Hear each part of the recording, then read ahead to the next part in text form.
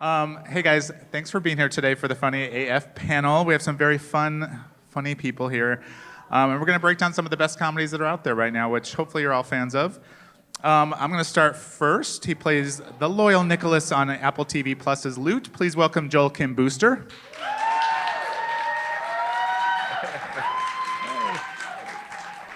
She plays the fiery Ty Reynolds on Prime Video's Harlem. Please welcome Jerrie Johnson.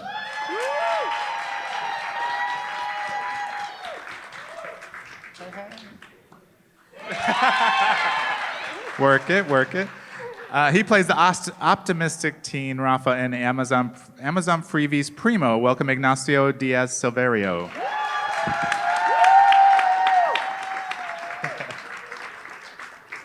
And she plays the fierce Saskia on Prime Video's Class of '07. Please welcome Caitlin Stasey. With water. And last but not least, she plays the cheery python killer, Jillian Klopp on Peacock's Killing It. Welcome, Claudia O'Doherty.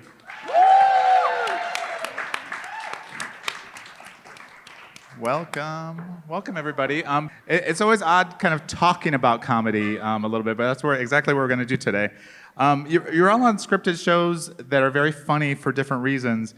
But I want to just talk first about your own comedy aspirations. You know, when you were younger, because I feel like young people are watching these shows and they're seeing people they haven't seen on screen before. They're seeing stories that I know when I was a kid were not out there. Claudia, let me start with you. Like, who are some comic inspirations that kind of made you even want to get into this business and into comedy? I really loved television and continue to love television, which this festival is celebrating, which is so cool. And so I watched so much TV, but I was like, I want to be on The Simpsons. I want to be on Seinfeld. I just wanted to be funny on TV. That was my dream. Yeah. Caitlin, how about you? Yeah, similarly. So we both grew up in Australia, and it's funny that you mentioned Seinfeld and The Simpsons, because I know this sounds like a joke about Australia, but we had like 4 channels growing up. And those were the 2 shows. Yeah, they just kept putting those again and again, and Friends.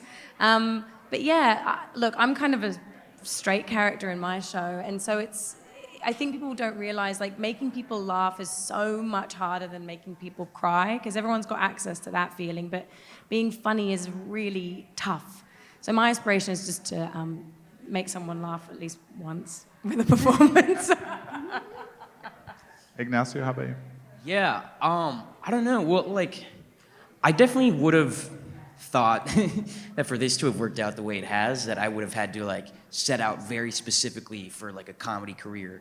But that's not what I intended to do. Like, I just wanted to be an actor, and this is the way it's unfolded this far.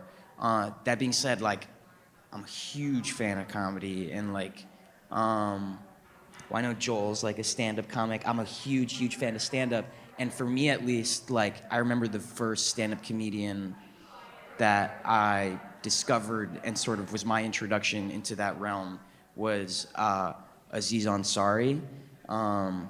He talked a lot about being like first-generation American growing up in the South, which is like my experience as well, and I don't know, just that happened to be like the first sort of stand-up comic that I found, and after that, like, yeah, just, you know, forayed into the medium and like watched as much as I could.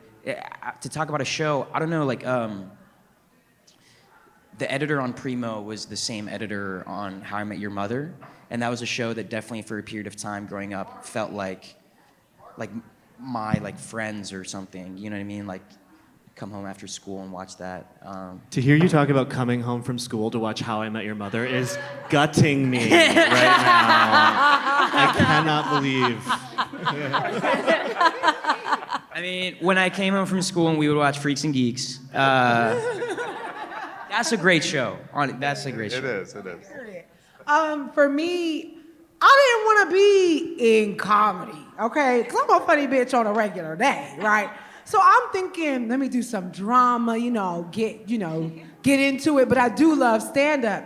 And I try, I'm not scared of a lot of things. But stand-up, ooh, that is a scary thing. And Kevin Hart, who is from my neighborhood, he was like such an inspiration. Cat Williams, And my family is a family of comedians. Nobody's like actually doing comedy, but it's like you have to, I'm one of 7, you have to be quick-witted all the time. And so I'm just naturally funny. And so because of that, I think I fight up against comedy sometimes. Like, I'm like, no, put me in a drama, okay? Make a bitch cry or some shit. But then the first job that I booked was Harlem, and it's a comedy. No, I can't escape it. Joel, how about you? Yeah, it's actually kind of funny because I did not grow up thinking that comedy was for me, specifically like stand-up, and even just a lot of what I saw on most of like the sitcoms that I was growing up watching. As an Asian person and as a gay person, which I didn't quite know at the time, I realized that like you were either you were Asian? You know what? That's sort of famously I didn't. Yeah, I was like, oh, I get to be the butt of the joke or I get to be non-existent. And so I grew up, when I started my interest in like acting and writing, I was like, oh, I'm gonna be a staff writer on The Wire or 6 Feet Under or something like that. Like that felt more accessible to me. And it wasn't until I started doing stand-up in Chicago, just sort of as like a lark, that I really realized that at that time, this was like 12 years ago, you really had to like force your way in and remake the industry in your image if you wanted to feel like a part of it. So there wasn't like a whole lot of models for me. Like the stuff that I grew up, because I grew up in a very deeply Christian home, so we weren't allowed to watch a lot of stuff. But like the 2 shows that stand out to me that I did connect with as comedies were I Love Lucy and Roseanne.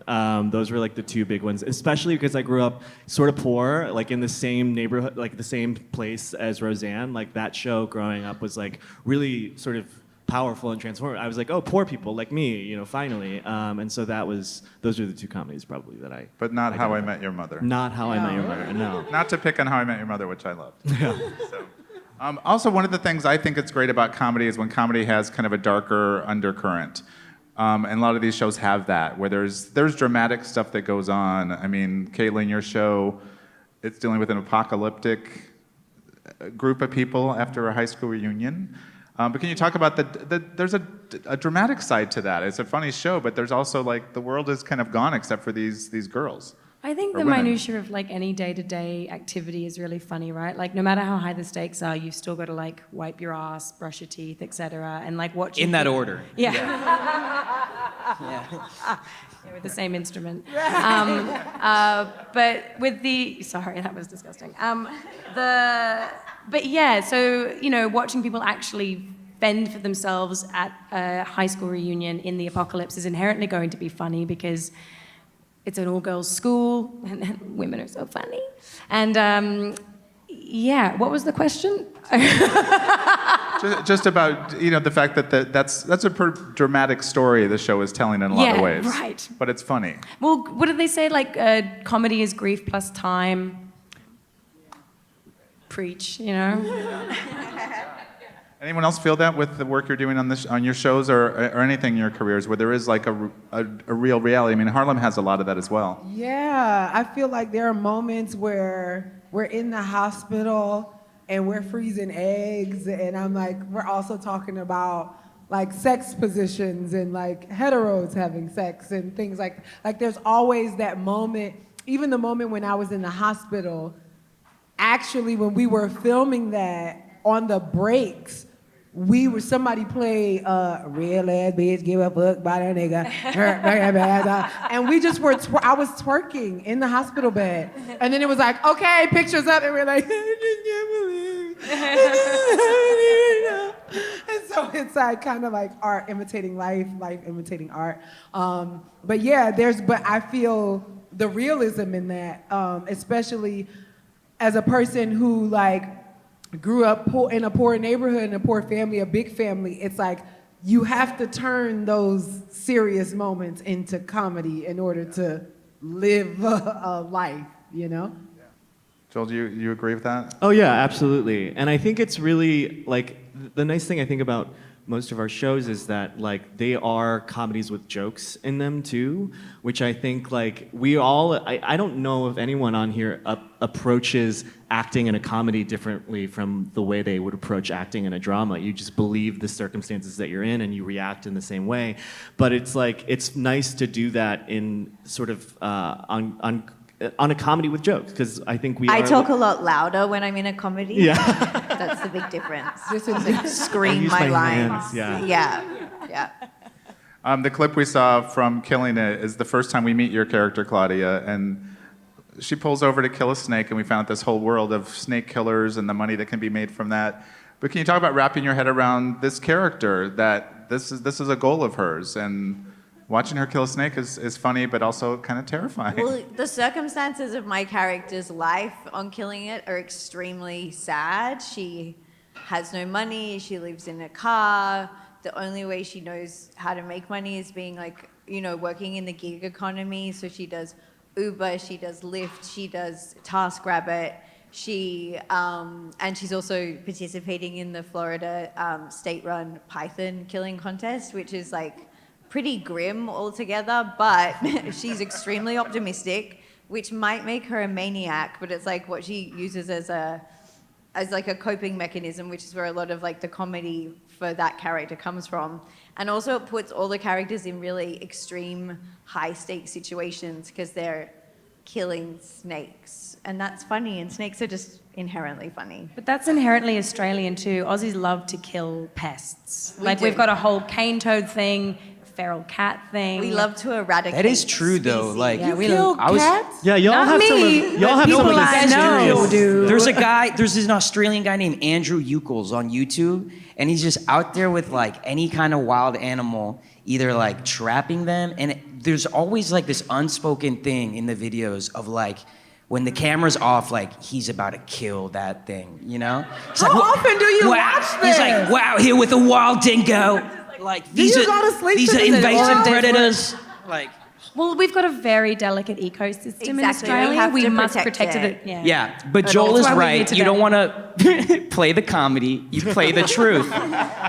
And that, yep. Ignacio, talk about your character and playing the truth of this guy who's kind of the straight man in this really crazy family. I love the uncles; they're all fantastic. Can you talk about what your character is going through as he's in this world? Because it's very funny, but a lot of times you're just reacting to the craziness around you, I think. And then talk about your YouTube search history. There you go. If it's of interest, we can get into it. No. Yeah, well, Rafa is a character that's like, you know, inspired by and sort of like rooted in Shea Serrano, who's like our creator and showrunner. And, you know, the story that the show is telling is very much, again, like inspired by his upbringing. And so, yeah, I think I was very aware of the fact that like, the uncles are mostly the vehicle for the comedy, and like, you know, there's a lot of like the comedy in our show, like most of Mike Schur's shows, comes from like these very specific but incredibly bizarre characters like having to share a space together, and, you know, conflicting personalities and opinions, like having to, yeah, just like rub up against one another. And this is, you know, I mean, before like showing up on set to shoot this, I had spent like, I think I could count the amount of days I'd been on a set like on my two hands. So like all of a sudden I'm playing the like titular role in the show. There's a lot to carry, and I think I was aware of what you were saying, that like, yeah, you can label Rafa as like the straight man, or sort of like, I don't know, he's sort of this, in a way, sort of like the surrogate for the audience of like experiencing the chaos of the show. And I didn't want to in any way ever like reach for a joke. You know, you want to try to ground the thing, like, so that later all of that like absurdist stuff has a place to land. So I don't know if that answers the question specifically, but And also just, we talked a little bit about representation. All these shows have elements of that. But Primo's only been out for 2 weeks, you guys. What have you been hearing from people who are watching this show? Not just that it's so funny, but also seeing this family represented. I don't know. What are we hearing, guys? Like, hey, do we like this? Awesome. Yeah, so I asked for that. That was sad. What have we been hearing? We could ask everyone individually what they're hearing. Yeah. If we really want to get into it. No. Yes. I mean, yeah. The show is centered around a Hispanic family, and maybe one that we haven't gotten to see before on television. But I think something that's hopefully the show. I don't think Primo is about a Hispanic family any more than It's Always Sunny in Philadelphia is about Irish people. You know what I mean? That's not what the show's about. They just so happen to be those are the people. Alcoholics. You know what I mean? What's up? So they just happen to be alcoholics. Right. Yeah. It just happened. And I think that is an important place to reach, and sort of the evolution of representation is to get to just exist. Incidental representation. Exactly. It's just getting to just exist on camera, and not because so much of the time when minorities have a chance to finally be on screen, it's the story we have to tell or are expected to tell is the one about our struggle, about our specific ethnic or racial struggle.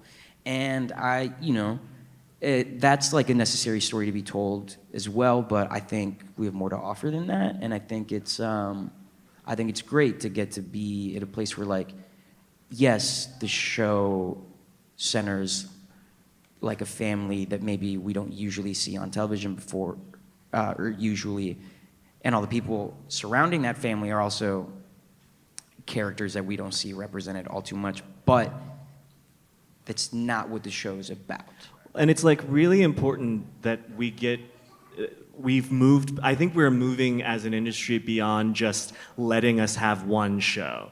You're not the only show that deals with a Latino family on television right now. You're not the only show that it's dealing with the Black experience on television right now. You might be the only show that's dealing with a snake killer on television right now. We better be the only show that's doing that. I experienced How does this. it feel to be a minority show?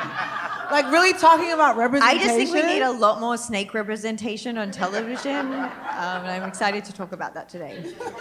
But when you're not the only one, when you are the only show or movie or whatever that is dealing with a specific, minority group, you're often asked to be everything for everyone in that group. You have to represent every single person in that ethnic group, and that's not fair, because then you'll immediately garner criticism and frustration from people within that group who say, wait a minute, that's not me though. I don't recognize myself in that. And I'm being told that I'm supposed to see myself in that. And so what we need to do is not necessarily tear down every show that comes along that doesn't, completely represent us, but just demand more representation and say no, there should actually be 5 or 6 shows like this, so that, because we aren't a monolith, That's a great point. And I will say when it comes to the conversation about representation, I think a lot of the time we're actually missing the point, because I think when you focus on representation, it gives the powers that be too much leeway to just make it about optics. And I think when you focus on inclusion, representation takes care of itself. And that's something that is definitely true for our show. It's Shea Serrano, not only is this a story that gets to be told, but he has the keys to his own story. You know what I mean? He's the author of his own story. And so, I think... And it's funny. And it's hopefully funny, yeah. And we're not allowed to fail either. That's the other big frustrating part about this whole conversation about representation, is that I remember when I was pitching Fire Island as a television show originally, before I wrote it as a movie, the things that people would say to me in pitch meetings about the show Looking on HBO, that's, was about gay people, and they were really well, that show happened and it failed, so, we can't take a chance on this. And it was how many shows about white people hanging out in bars exist like on television, and how many of them fail and how many of them succeed, and it's like, but that one show failed. It had 3 seasons and a movie, so I don't know that that's a failure. But like, and suddenly, like years later, I'm pitching a show that has nothing to do with that except for the fact that it has gay people in it, and people are scared to take chances on that because of the one failure, and it's a wild like experience to sit there and hear that as a creator. Jerrie, when you were just getting started with Harlem, reading those first scripts, did you realize this was something different that maybe we haven't seen on TV or we should see more of? Yes. One, it was different because the writing was good. Okay. That helps. So, let me just say, you know, I had just graduated from grad school. I'm also a writer. I was a poet before I was anything. And so when I'm receiving auditions, if the writing is bad, I'm now doing Olympics, okay? Because I am rewriting it in my head, but then the other side of my brain is like, read what the fuck is on the paper, bitch, because that's what they wrote. And then I'm like, but this don't make sense. And then I have to act it out in front of people. So when I got the script for Harlem, I was like, oh, the writing is good. So like there's work that I don't have to do there. And then it was like a page turner. And then the stuff that I was able to say, I'm like, they really gonna let me say this? And so, but I had gone into a mode of surrender before this point. And when I read it and I felt it, I had like 11 pages. It was like crazy. It's like, oh, this is due tomorrow. Here's 11 pages. And that's when we were doing In the Room. Could you imagine? And so I went in the room and I did it. And then she was like, oh, great, great, great. And I was like, yeah, I think I'm just going to move back to the Bay and become a Reiki healer. Child, I needed money, okay? Auditions are free. And so she was like, not so fast. And I said, okay, y'all got about 2 weeks out of me here in LA. But then I got the call saying that they wanted me to do a chemistry read. And then I ended up being the first person on the show to book the show. And then we did the chemistry read to find the other 2 characters. But it just was like, even when I got into the room with the girls to do the chemistry read, it's so on the page, but it's so apparent on the page that it was like, it was easy. And you know, and so it just, for me, it felt like, one, this is a Black queer woman who is a boss, who owns her own company, which I have never seen before, period. And 2, this is like a friend group that includes this person, right? And it's not about her sexuality all the time. Like, I do talk to my friends about some things, but I'm not sitting around like discussing or justifying my sexuality constantly, which I think sometimes when the queer character is like the butt of the jokes, or the one who's serving, right? Or the one who's like so down and out because I love being queer. It is lit being gay. I can't imagine being straight. Excuse me to all the heteros out there, but I can't imagine it, child. I cannot. And so for me, I'm like, this feels real, you know? And so there was not a lot that I had to imagine, except for owning my own company and being a millionaire. That was a stretch. But not for long. Anyway, yes. Okay. That'll come. Joel, I wanted to ask you first, I'll ask everybody this.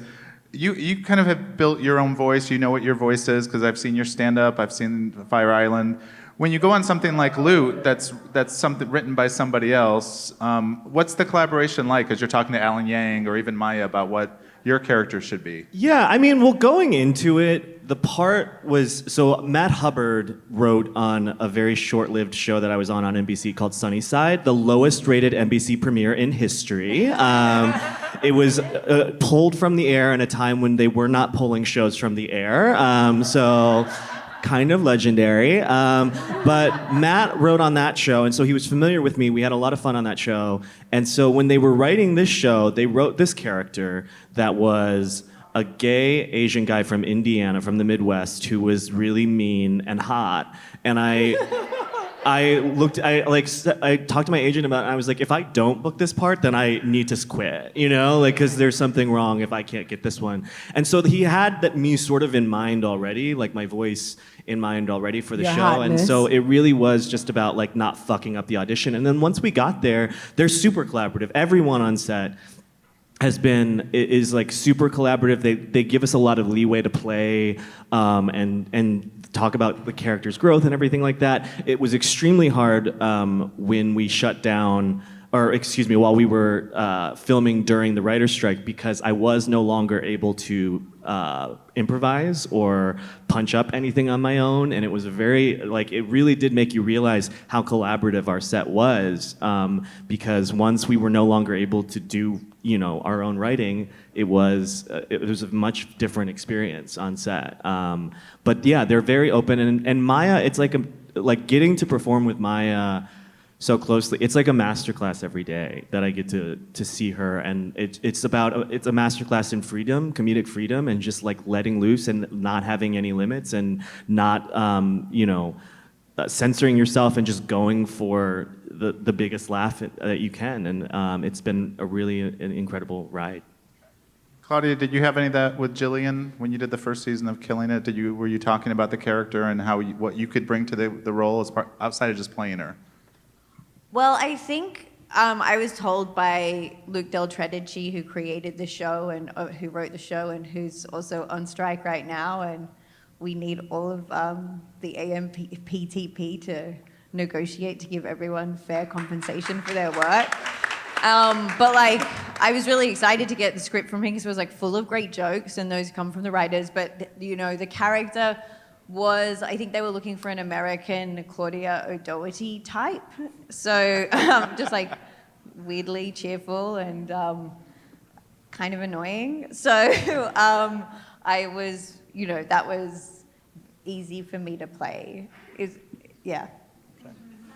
And Caitlin, how about with your character, who I loved on the show, but having talked to you today, that's not you, obviously. It is a little. I mean, we've all got it in us, she's very stoic, and sometimes it's funny hearing everyone talk about sort of the collaboration and about the joy in not pushing. And when you are sort of supposed to be the center of gravity in a group of comedians, it can be really hard not to have FOMO. And so I tried a lot of things that were not very funny. And it's like your job, like you were saying, you've got to have light and shade. And I haven't ever really been asked to play the antagonist. I wouldn't call her a villain necessarily, because I think everything she did was correct, even if it was pretty extreme. Yeah, I don't know. I think my whole career I've kind of not been utilized the way that I feel I deserve to be, and it took being directed and written by a woman to really understand the complexities of female relationships. And it was a real joy to get to play somebody who was such a C word. I nearly said it, but I really remember I'm in America. Yeah, such a cool chick.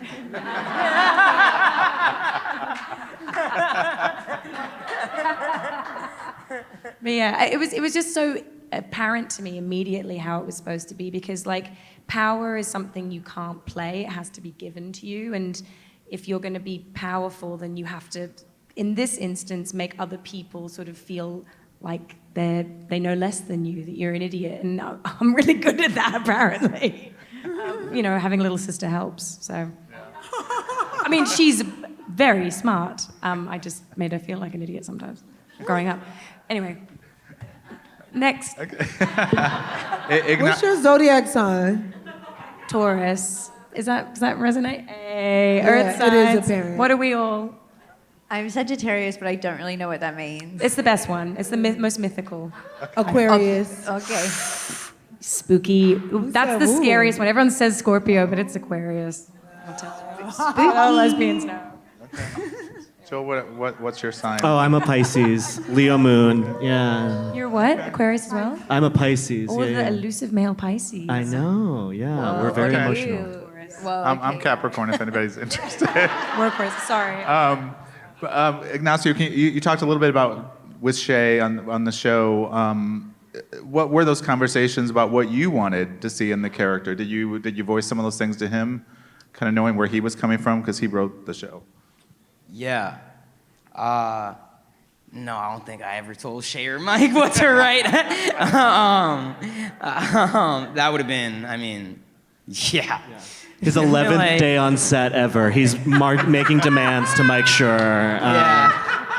I was like, they're like, your last credit is protester number 2. Like, what the fuck? Like, sit down, buddy. They're like, yeah. They're like, we made this whole industry. No, but like the day I found out I booked the show, also, that wasn't my last credit before Primo, okay? It was. Shut up. No. The question. Yeah.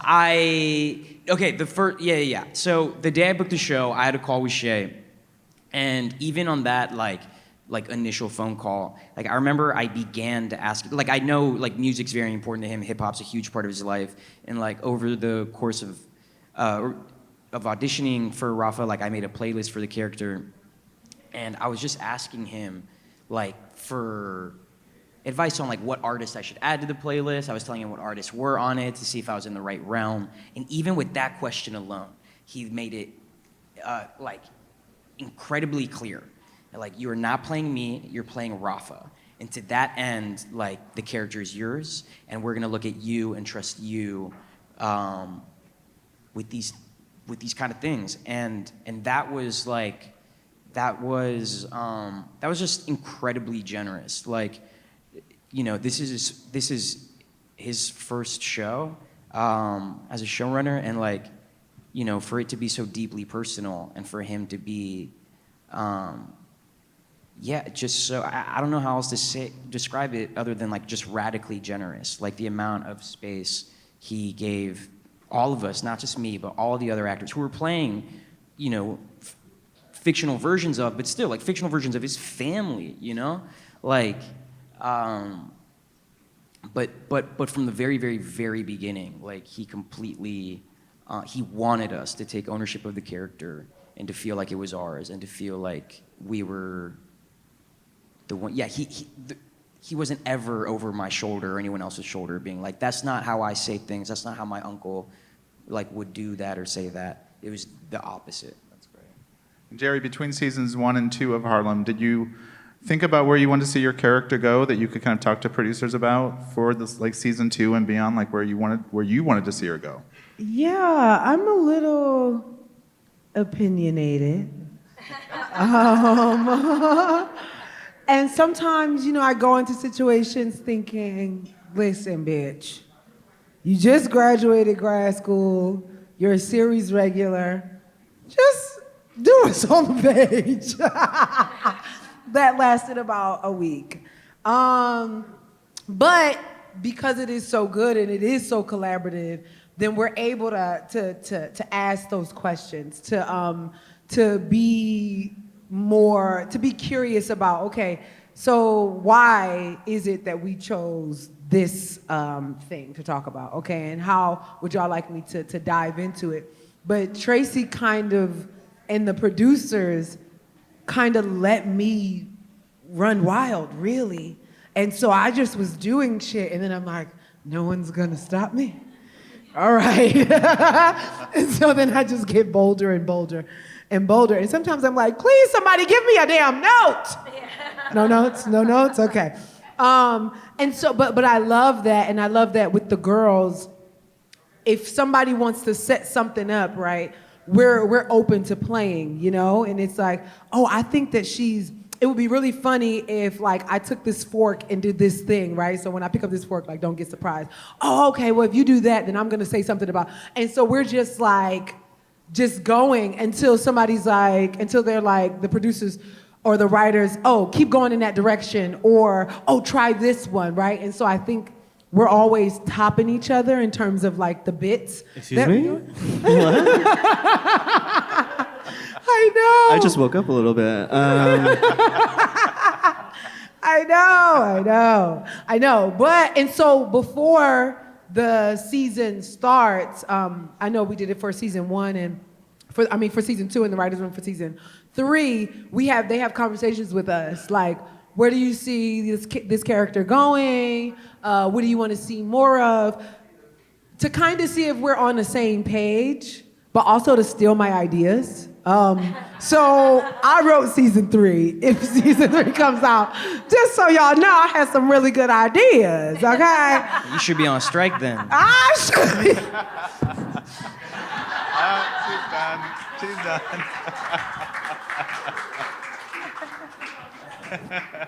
So, Primo's out on no. Yeah, exactly. I, as a fan of Loot, can you say anything about season 2? What Nicholas's journey is Say without everything. spoiling things? But- I mean, similarly to Jerry. It's the juice. It's the juice. Now you real. Now she's really on This is a strike. real exit. Oh, that's the real exit that way. Oh. It's happening. Sexist. They're sexist. Really? Yeah. were if- so for close anyone to being tuning in This is best right like now, friends. it just Greece looks like now. This is cool. now we're just segregated by gender. Yeah, this is This is see at Universal. pretty This is bad how for we me. do it. No. I think that is where I should leave it for the day. No. They talk to us in between seasons, and in season 2, Nicholas they pull a lot more from my personal life in that, and not just. I think like in season 1, the things they pulled were mostly just like my drug use, but in season 2, it's a lot more of the personal stuff that they're weaving in. Okay, I love that. Jerry, your seat's over here if you want to come back. It's good. It's all good. We're all good. You're getting a basket. You're getting everything, Jerry. I'm so sorry. Everything. You're on a show with Maya Rudolph, and I know you're getting paid a lot of money, and so I want a really nice basket. You guys, there is a mic right here. If you want to start lining up, we're going to do some audience questions. If you have questions about their shows, about comedy, all those things, everybody feel free. Get somebody coming up. I know.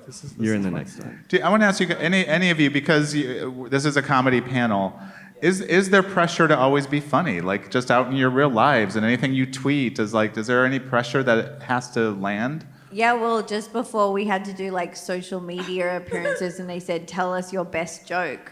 What a nightmare! Really? So, yeah. So yes, there is. That's only because she's not queer. Yeah, That's how gay we are. we got asked what our drag name was, so it felt very targeted. Wait, Profiling. but Claudia, what was it? I was What like, is your best joke? I don't have a best joke. No, that's the awful only to be joke I can asked. think of when people ask me that is, what did the cheese say to itself in the mirror? Hello me. Hello, what? What? Halloumi. It's like hello It's a cheese me. that's very popular in Australia. I do want to back her up. Anyway, audience questions. We love halloumi at home. No, like that is a really, really good joke. No, It is a good joke if you know what halloumi is. It's very good. Any Can joke confirm. that you have to convince the audience is good? Yeah. it is. She said, no, that's a really good joke. You just don't know enough about Australian cheese. Educate yourselves, people. It's not our job. All right? She would have killed it, Bondi. It's actually a Greek cheese. So. We have a lot of Greeks in Australia. Hi. Hi. Hi, what's your name? Oh, okay. What's your favorite cheese? And did you find Claudia's I like joke a funny? Gouda. But I have heard of halloumi. Thank you. So I haven't been able to try it though, but I have heard about it. Maybe you should carve out some time. It's pretty rubbery. What did you think of the joke? No pun intended, carve out some jazz. My name is Walita. Hello. Hello. I am a Texan. I grew up in San Antonio. Hey, So, shouts out Alamo City. yep. So, and I work for the Texas Film Commission as well. So, I just wanted to come up and say, ask a couple of questions to Ignacio and Jerry. All of y'all shows are on my list, though. I have not started watching Loot or Class of 07 and Killing What It. the heck? But I'm sorry, I work. You guys bonded over the cheese? I How you gonna do work. Claudia like this?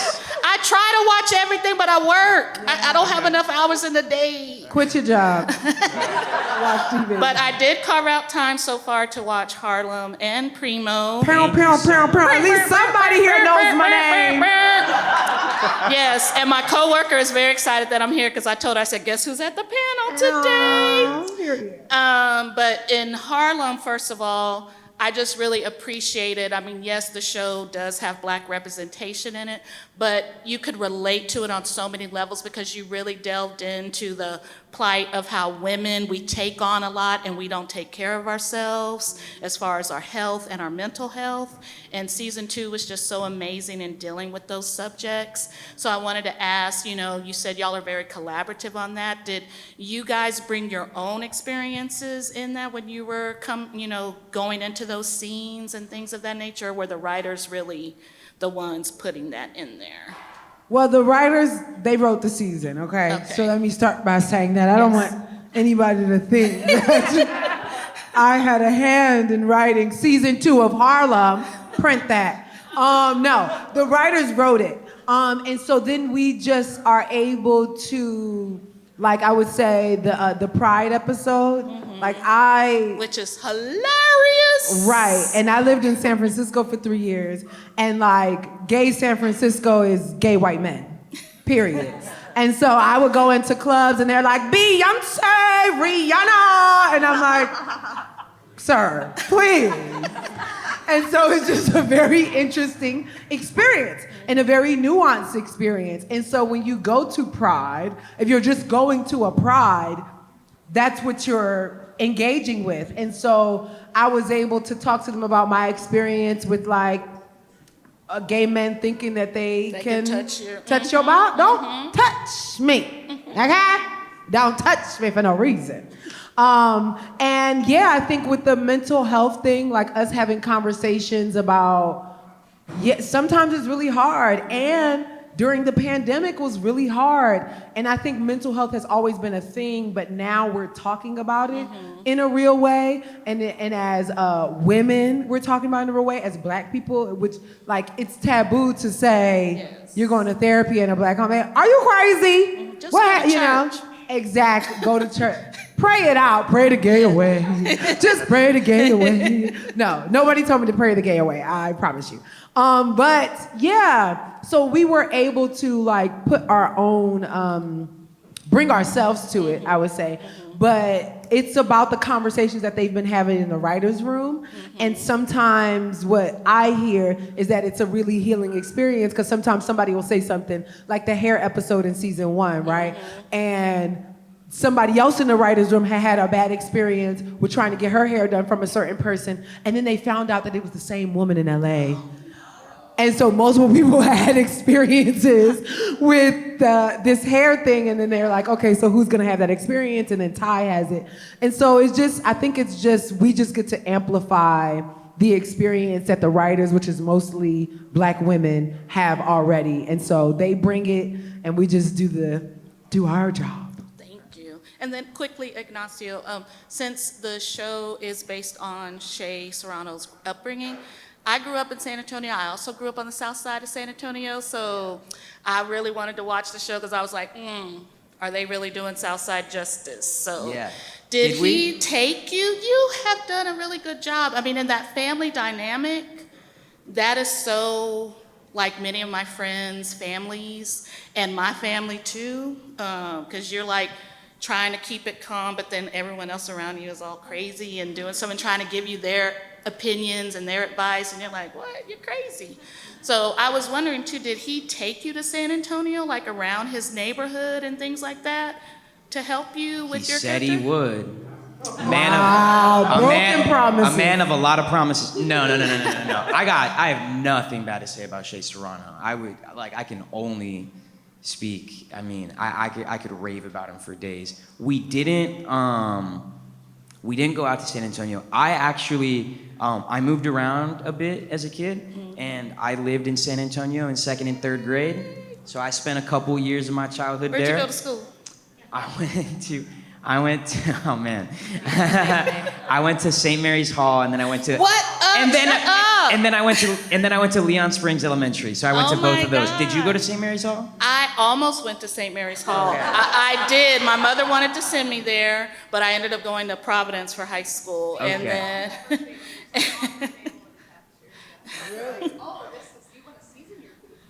Yeah. Yeah. So, but that's so cool. Oh my God. No, I went there second grade, so like, come on. So you wasn't using salt or pepper? Yeah. Nah, Nuh-uh. I wasn't using salt and pepper as an elementary school. I was trying to talk to Laura, whoever I had a crush on. I don't know. But anyway, Shay, like, you know, Shay holds San Antonio like, you know, he wears it on his sleeve, he wears it on his chest. He talks about that city, you know, all day, every day. Like, you know, I don't know that I've met anyone who loves where they're from and wants to platform where they're from more than that man. So, yeah, I mean, He thank did you a so great much job, for yeah. saying that and for watching the show. And Because there's hopefully- little instances you can Yeah, see. exactly. If you grew up in San Antonio, you know it. Yeah. So, yeah. he didn't wanna pass that on to Yeah, him, he didn't want to too. be overt about, like, you know, having pictures of the Alamo in the house and Yes, stuff no. like that. Mm-mm. But No, like your but- Ginobili yes, jersey exactly. up there. You yeah. know, Oh so. man, all that's gonna mean so much to him. So Yeah, thank yeah. you. Yeah. Thank you guys. Thank you for your so much. questions. Thank you. I want to know, Joel and Jerry, you said you were asked your drag names earlier for social. What were your drag names? I want to hear. Mulana Del Rey. Oh my God! Because I didn't come up with one yet. You can take mine. I've got a different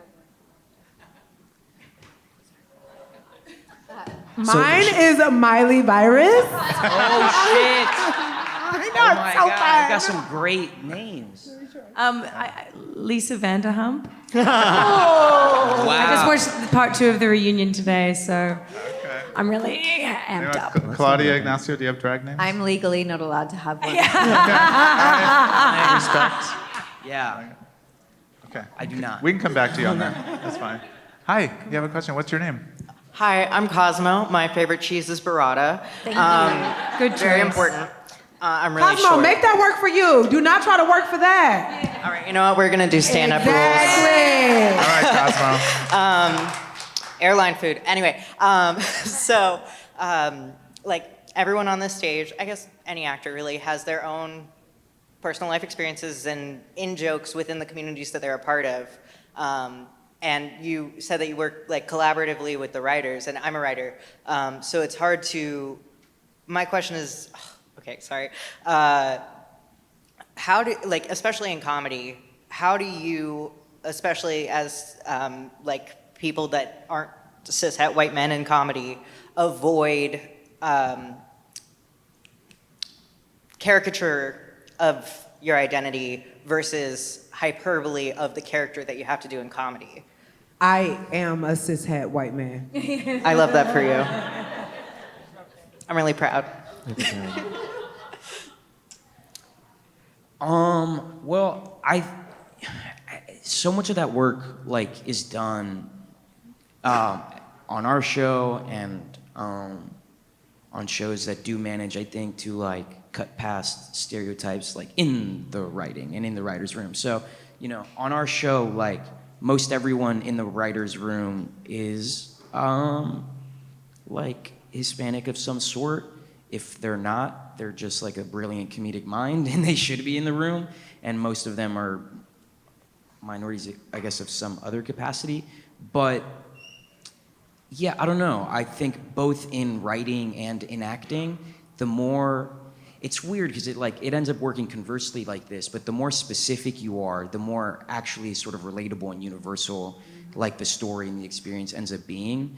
I think a lot of the time the pressure from like these certain sort of like studio committees that are giving notes is to generalize things and to paint it with the brush that like, you know, this is gonna go well like with like teenage girls in Japan and like adult men in Brazil. Like, you know what I mean? Like, and we know what that's gonna be. So like make it, and it never, to make something more general, like never makes it more relatable. Or more authentic or more true. You know, that's just dishonest. And so I think the more honest like you are in your work, whether that's writing or acting, like that's what ends up connecting with people, you know?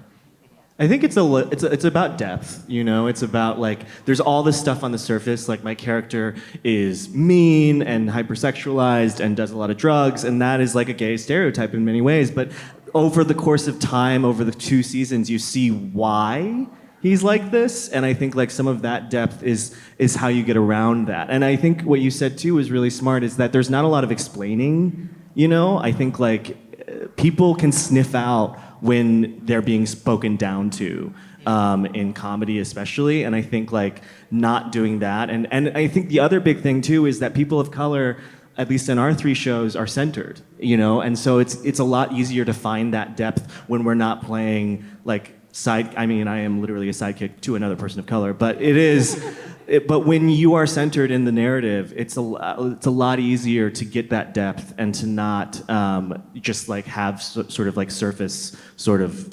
characterizations. And sometimes there are blind spots, and that's up for discussion, right? On my show, there was a line that Quinn, who is the lightest skinned black person on the show, she was supposed to say about, Camille says something about black people, and Quinn says, well, there's some black people that I don't like. And that was an innocently written line, right?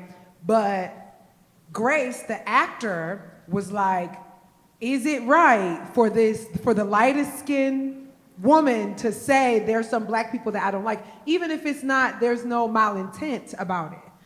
And because then that gets into colorism, right? As a light-skinned black woman, it's like, and so then I was like, okay, what if I say there's some black people that I don't like, and you agree, and you say, and then we turn it into, so that now it's the group and it's not on her. And so I think there are some instances where, the writers are writing for a lot of people, and maybe they did want her to seem anti-black. I don't think so, but you having that ownership over your character and what you want your character to do and places that you don't want them to fall is also a thing. I think for me, a lot of the like queer sex scenes, I was like, I'm really trying to see some gay people fuck, you know? And a lot of times, I don't get to see that for real. So I'm having conversations with the intimacy coordinator talking about, okay, what are we gonna do? And how can I incorporate this, and this? And then, let's make it funny. Okay, I forgive you. I knew that would get it back. Full circle. Anyone else want to weigh into that? I was just gonna say, like, big ups to you, and like, you know, we're out here on the streets with you, and we're gonna figure this out, and yeah, thank you for being here. Yeah, thank you very much, friends. We have time for one more question. If anybody wants to hop up to the mic. Anyone have a question shy, y'all. for the gang?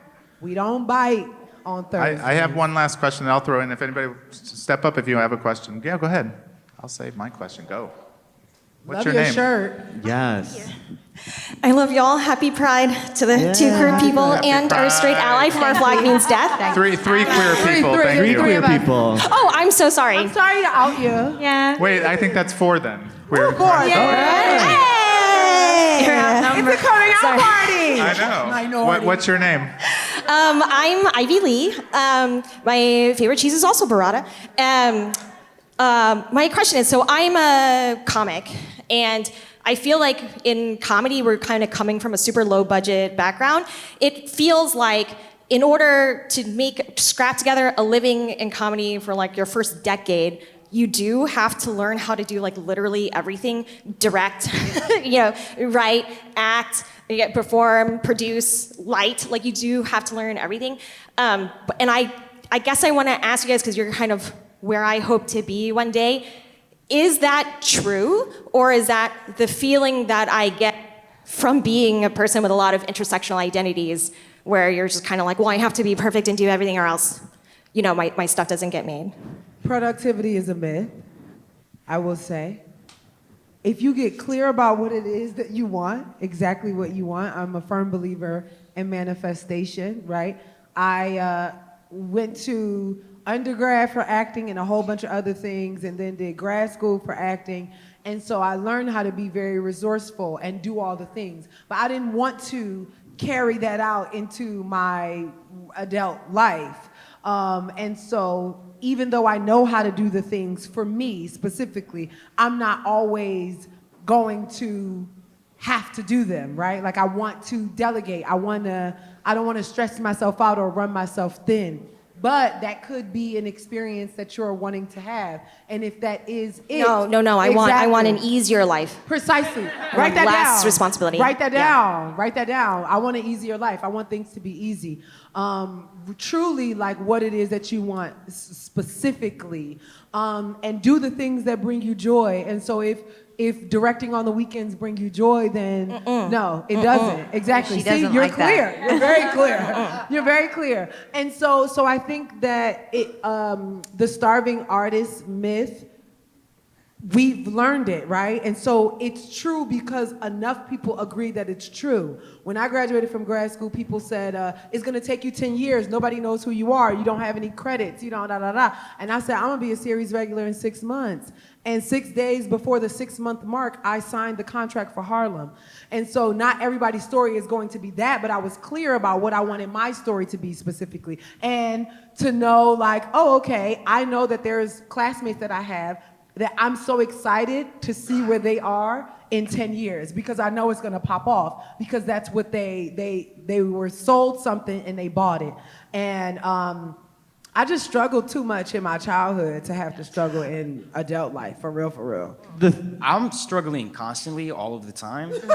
but like I will say like I said, like I would have never, I dreamt of 1,000,001 ways of like how this could have worked out or not worked out or how it could have started and not in any of those iterations. Like I ended up, this is gonna be obnoxious, a little bit of a drop, but like my first time on a movie set, my film debut, I was getting choked out by Morgan Freeman in my underwear. I was like, this was never a scenario that I dreamt Happy Pride, of. You know what I mean? So, yeah. I love that for you. Yeah, that was not. I'm a wedge. Yeah. No, but all like and like I said at the beginning, like I would have expected, to be Choked out by Viola Davis. Yeah, right. No, but to be working to be on a show with Mike Schur, I would have definitely thought like I would have had to have set out to do this specifically, to have like written comedy before this, any of that stuff. And it didn't. This is just what ended up happening organically, and it does actually make some sense. Like I have some improv like background and stuff like that, but I think ultimately, like I think when this is what you aspired to, like there are so many people you meet along the way that pretend like they have the answers, and certainly people like if they're ever in a position where they get to like sit up here and talk to other folks, like there's a lot of people who pretend like they have answers, and what I'll say is don't take all of it with a grain of salt, and like above and beyond everything else, just trust yourself and do not betray yourself. Because I think there are as many ways to do this as there are people. So like whatever people are telling you to do about this is something you have to do, this is a skill you have to master, this is another thing you have to get on your reel or your resume or this or that or the other, if you know that just like fundamentally that doesn't align with what you want for yourself, what you're working toward, then fuck it. Like, what do they don't know. There's no path. There's literally no path. And that's terrifying, but it's also liberating because it leaves you in a position where you can only do what you feel is best for you. And that's how it will end up working out, is when you don't know what the path is, but like a GPS never gives you like all of the directions. You just know like, oh, I gotta make this left. And like once I make that left, then I'll know like, oh, I gotta make a right in like half a mile, What GPS system are you using that doesn't have all the directions? But it doesn't give it to you all at once, Joel. You can look at it. It tells you the first turn. You can't be overwhelmed with the whole trajectory. Here's what you have to do. Bring us home, Joel. What are the answers? Yeah. My thing is I'm hearing everything everyone said, but my thing is, and I get that the work sucks, but there's two things that I think about with regard to your question, and one of them is what I said at the top, which is you cannot wait around for this industry to cater to you as a minority. You just can't. You have to create your own opportunities, and sometimes that means writing your own script, directing your own short, producing your own show. Like, as a comic, when I was starting out in New York, like, there were not shows that had more than one gay guy on it, or gay person, or person of color, like, and so I created a show where I booked all these people, and you know, that is sort of what I felt like I needed at the moment to do. And the other thing I'll say is, you just cannot be prepared for when the opportunity will strike, but the one thing you can control is being prepared for that opportunity to come. You know, like, I randomly got signed to my manager now saw me in Portland doing a show at a gay bar randomly, and at that moment, like, he said, do you have like a spec script? Do you have like anything else to show me? Like, do you have tapes? Do you have this? Do you have that? And I was ready to say to him in that moment, yes, here's my spec script for a movie. Here's my spec script for a television show. Here's a tape of me doing a half hour of stand-up comedy. This is everything that I've been preparing for this moment in my life. And like, and it turned out well for me. I mean, it still took another like decade for anything to happen, but like, you have to be prepared for those moments. And sometimes that requires a little bit of work that you're not getting paid for, which sucks ass, but here we are. I didn't mean to say like, wait, I never waited. I was always doing, but I never did the stuff people told me to do. I tried to find ways to circumvent the system.